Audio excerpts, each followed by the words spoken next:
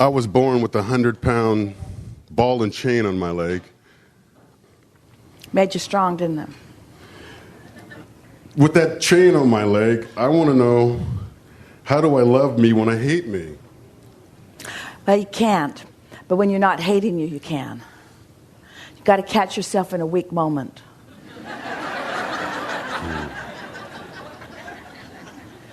Mm-hmm.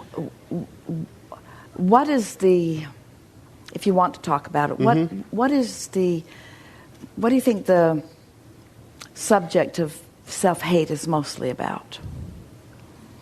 I hate being black, honest. Really? I hate what I saw, history, what I learned. I hate that I'm less than. You talked about something, we're born in this. I don't understand how how did I create being less than? Well, you didn't, but you were born into an environment that was stupid. We mean that in the nicest way. You're born into an environment that was detached enough from alignment and therefore insecure enough that it began the comparative experience. And so in that comparative experience, we talked about that a little bit before segment of lunch, that people feel like in order to be special, they have to create some hierarchy in order to claim their specialness. But it is our promise to you that those who have relegated you or anyone to a lesser position have done the greater disservice to themselves. Hard for you to hear that because you feel like you've been mistreated or like a large segment of the population has been. Yes. But and we are not in disagreement that things have happened and that there has not been reason for you to feel that way. But we are wanting you to acknowledge that things are better, are they? Yes, it's just scary to, like a few people here, I just don't see myself as uplifting anything. It just amazes me to hear that about me. I don't see me. I've never seen me.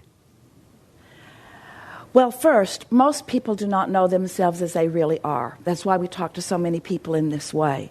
It's not uncommon to not know about your connection with Source, and it's certainly not uncommon to not remember it. You didn't come into this environment with a memory of what had come before because you wanted the fresh start of beginning again.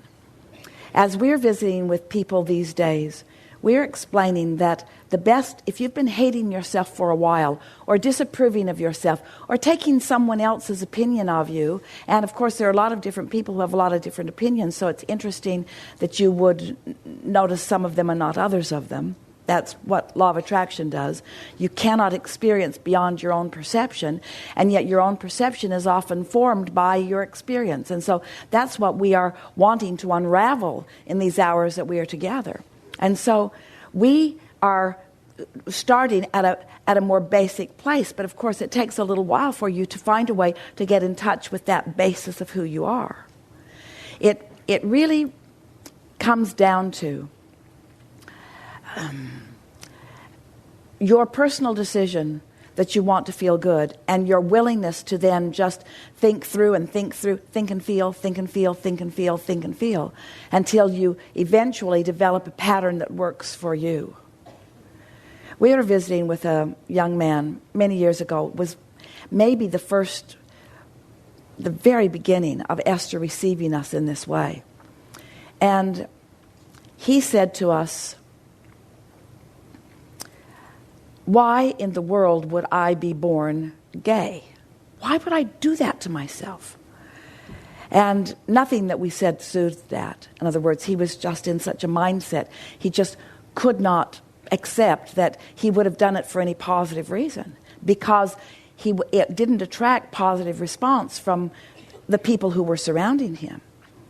And we said, "Well, what is it about that bothers you the most?" And he said, "My mother hates me."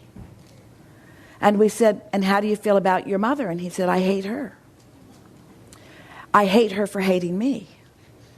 And we began talking about this cycle where is sort of a chain of pain, where it's a response to conditions. If someone is looking at you in some way that you can't control, and then you are reacting to the way they are looking at you, or the way you perceive that they are looking at you, you are out of control. There must be some way that you can have your own thoughts apart from what you think someone else is thinking. But that's the tricky part. It's what you think they think that's got you all bound up. It's your regurgitating of what you think they think. It's your interpretation. And of course, then when you get feeling that way, law of attraction just brings you evidence. So then you proclaim, and you are right when you do it, I'm not making this stuff up. In other words, yes, Abraham, I may feel this way, but the reason I feel this way is because this and this and this. And we so much want to get it turned around in your mind that while it feels like you feel that way because of this and this and this, it's really this way because you feel this way. Now, the chain of pain started somewhere. And we are not denying that there are not today injustices. And certainly, whenever anyone looks at injustice, you feel the discord of it. It makes you wobble every single time. But what you have to recognize is that no matter what, it is possible to stop your wobble. But the first thing you have to do in order to stop your wobble is to acknowledge that it is a wobble, that it is a self-perpetuated wobble, maybe not self-started.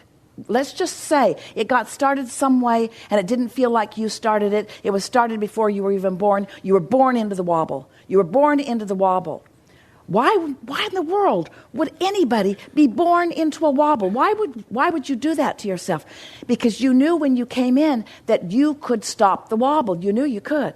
You knew that you didn't have to continue in the path that had been before, that you knew that you could dilute the wobble. You knew that you could make a difference in the wobble. You knew that you could feel differently in the wobble. And that's what those like you that were born into this time and space knew. That's why you made the decision to come. You knew that this is the time of awakening, the time of returning to who you truly are.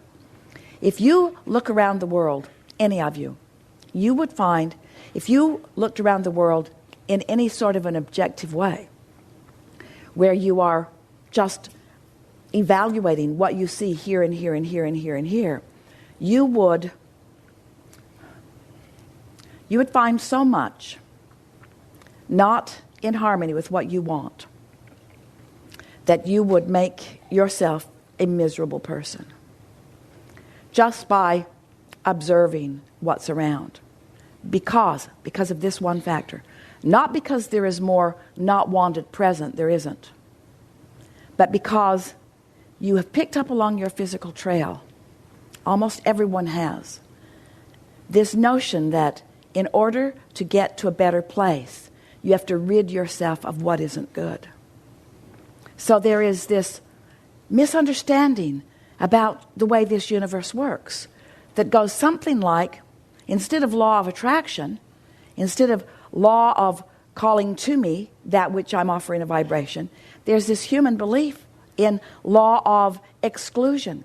If I can just push hard against, there's a war against cancer and a war against drugs and a war against this and a war against that. And there is this human belief, erroneous, flawed, never works, we don't know why you don't give it up, that says, if I can just push hard enough against this thing that I do not want, that I can push it into non-existence. But because the laws of the universe defy that, every time you push against it, you just activate within yourself a vibration that says, give me more of this, please. When you see something you want and you say yes to it, you include that in your vibration. When you see something you don't want and you shout no at it, you include it in your vibration. So we want you to come to the place of acceptance that you are the creator of your reality, which means you're not a reactor to what others are thinking. Okay. There are so many people who are in love, not just with who you are from your non-physical point of view, but who you are as a person, who you are as a personality, who you are as a representative of a race. In other words, there is no hatred for black in this audience, is there?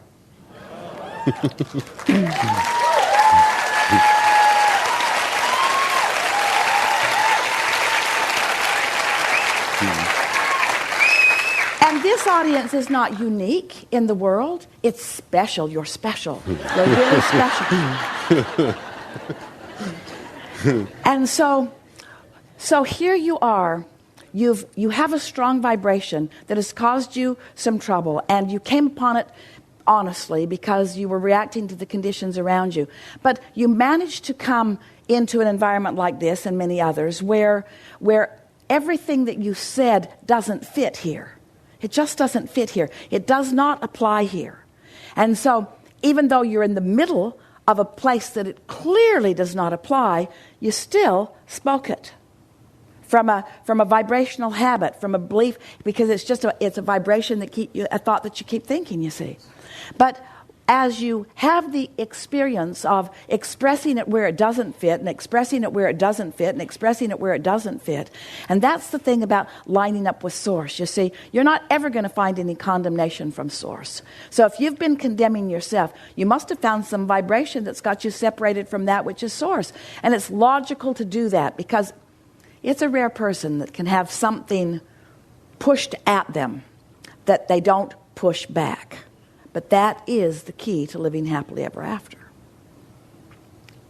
Give your attention to what feels good, and in doing so, you will be giving your attention less and less to what does not feel good. And before you know it, you will have left that vibration behind, you see. And you had to have left quite a big clump of it behind, or you couldn't be here. Well, my girlfriend didn't tell me what it was about.